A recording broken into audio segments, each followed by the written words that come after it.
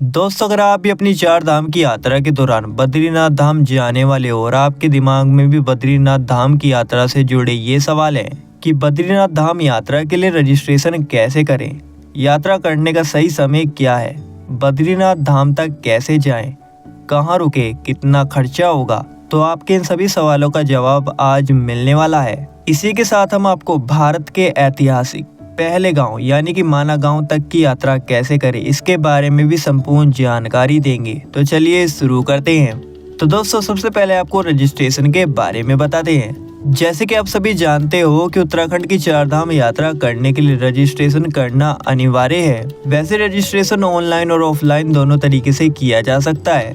तो सबसे पहले आपको ऑनलाइन रजिस्ट्रेशन के बारे में बताते हैं। दोस्तों, सबसे पहले आपको उत्तराखंड के चार धाम की वेबसाइट पर जाना है। यहाँ पर आपसे आपकी डिटेल पूछी जाएगी, जैसे कि आपका नाम, आप किस राज्य से हो, आप चार धाम में से कहाँ कहाँ की यात्रा करने वाले हो, आपकी यात्रा कितने दिनों की रहने वाली है और आप ये यात्रा कैसे करने वाले हो। तो इन सभी डिटेल को आराम से फिल कर आपका रजिस्ट्रेशन हो जाएगा। वहीं अगर ऑफलाइन रजिस्ट्रेशन की बात करें तो आप हरिद्वार पहुंचकर यहाँ पर ऋषिकेश मैदान, जहाँ पर हाल ही के दिनों में 20 काउंटर लगाए गए हैं ऑफलाइन रजिस्ट्रेशन करने के लिए, आप यहाँ आकर रजिस्ट्रेशन भी करा सकते हो।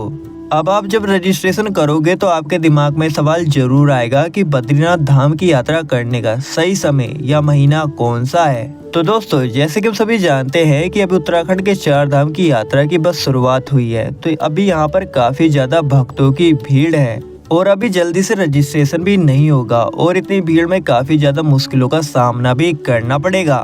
अगर अभी आपको इतनी भीड़ और मुश्किलों का सामना नहीं करना है तो सितंबर, अक्टूबर और नवंबर का महीना बिल्कुल सही समय है, क्योंकि इन दिनों तक बरसात भी खत्म हो जाती है और ज्यादा भीड़ भी नहीं होती। अब आगे बढ़ते हुए बताते हैं कि बद्रीनाथ धाम तक कैसे पहुंचा जाए। तो दोस्तों, सबसे पहले आप देश के किसी भी कोने में मौजूद क्यों ना हो, ट्रेन या बस पकड़कर हरिद्वार पहुंच जाइए।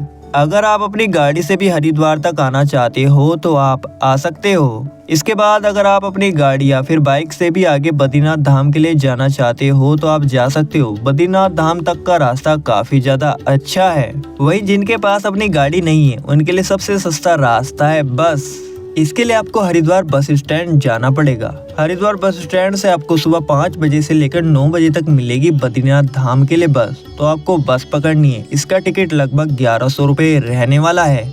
क्योंकि हरिद्वार से बद्रीनाथ धाम की दूरी 310 किलोमीटर की है, तो आपकी बस जर्नी 10 से 11 घंटे की होने वाली है। वहीं जो लोग टैक्सी या शेयरिंग ट्रेवलर से जाना चाहते हैं वो जा सकते हैं, पर यहाँ पर आपको 3000 से 3500 रुपए देने पड़ेंगे।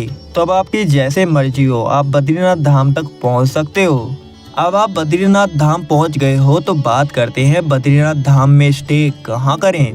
बद्रीनाथ धाम में सबसे पहले जो स्टे करने का ऑप्शन है वो है GMVN यानी कि गढ़वाल मंडल विकास निगम के होटल और विश्राम गृह, जहां पर आप रुक सकते हो। विश्राम गृह में आपको 400 से 600 रुपए में अच्छे कमरे मिल जाएंगे, लेकिन इसके लिए आपको पहले दी गई वेबसाइट पर ऑनलाइन बुकिंग करनी पड़ेगी, क्योंकि पीक सीजन में यहाँ पर कमरा मिलना मुश्किल होता है। तो अगर आपकी बात गढ़वाल मंडल विकास निगम के विश्राम गृह या फिर होटल में नहीं बनती है, तो इसके अलावा भी बद्रीनाथ धाम में बहुत सारी धर्मशालाएं और आश्रम हैं, तो आप यहां पर भी स्टे कर सकते हो। अगर आपका बजट कम है तो आपको मेरे हिसाब से धर्मशाला या फिर आश्रम में रुकना चाहिए। यहाँ पर आपको 500 से 800 रुपए में अच्छा कमरा और साथ के साथ अच्छा भोजन मिल जाएगा। वहीं अगर आप होटल में रुकते हो तो आपको 2000 रुपए से 3000 रुपए देने पड़ सकते हैं। अब आप रात को भोजन कर आराम करना और अगली सुबह जल्दी आपको सबसे पहले बद्रीनाथ मंदिर के पास गर्म जल के कुंड में जाना है। यहाँ पर लेडीज और जेंट्स के लिए अलग अलग गर्म जल के कुंड है, यहाँ पर आप स्नान कर लेना। इस गर्म पानी के जल में स्नान कर आपको एक अलग ही आनंद आएगा। तो जल्दी स्नान करने के बाद अगर भक्तों की भीड़ ज्यादा है तो लाइन में लग जाइए। आधे या फिर 1 घंटे में आपके दर्शन हो जाएंगे। बद्री विशाल के दर्शन करने के बाद मंदिर प्रांगण में और भी देवी देवताओं के मंदिर है, तो आप इनका आशीर्वाद भी ले लेना। अब जो लोग अपने पितरों का पिंडदान करना चाहते हो, बर्म कपाल जा सकते हैं। दोस्तों, बर्म कपाल वही जगह है जहाँ पर लोग अपने पूर्वजों का पिंडदान करने के लिए दूर दूर से आते हैं। इसके बाद अगर आपको बद्रीनाथ धाम की लोकल मार्केट एक्सप्लोर करनी है तो आप वो भी कर लेना।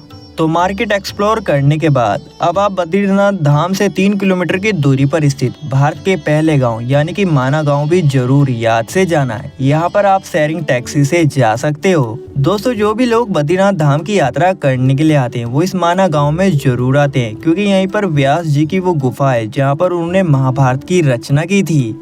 इसी के साथ यहाँ पर गणेश जी की गुफा, भीम पुल, वसुंधरा फॉल भी है जहाँ आप जा सकते हो। यहाँ पर भी आपको मजा आने वाला है। इसके बाद आप वापस बद्रीनाथ धाम आकर एक नाइट का स्टे और कर लेना।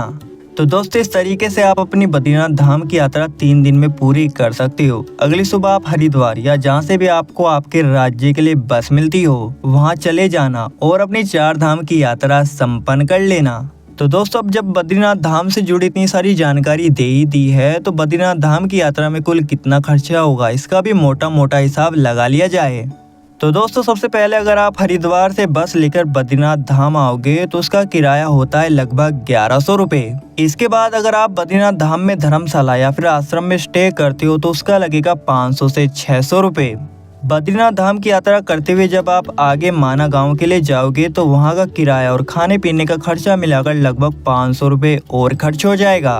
अब अगर वापस आकर आप एक और दिन बद्रीनाथ धाम में स्टे करते हो तो 500 से 600 रुपये आपका फिर से किराया लगने वाला है।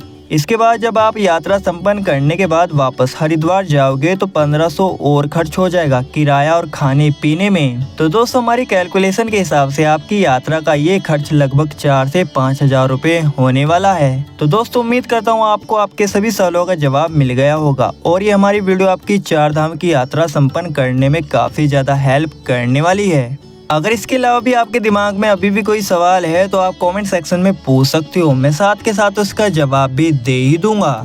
और आखिर में इतनी सी गुजारिश जरूर करूंगा कि सब वीडियो बनाने में काफी ज्यादा मेहनत लगती है। अगर ये वाकई आपके लिए हेल्पफुल है तो वीडियो को लाइक कर हमारे चैनल को सब्सक्राइब जरूर कीजिएगा। तो दोस्तों, अभी के लिए इतना ही। जल्दी मिलेंगे नए ट्रैवल इन्फॉर्मेशन वीडियो के साथ। तब तक एक्सप्लोरर गाइड का बाय बाय।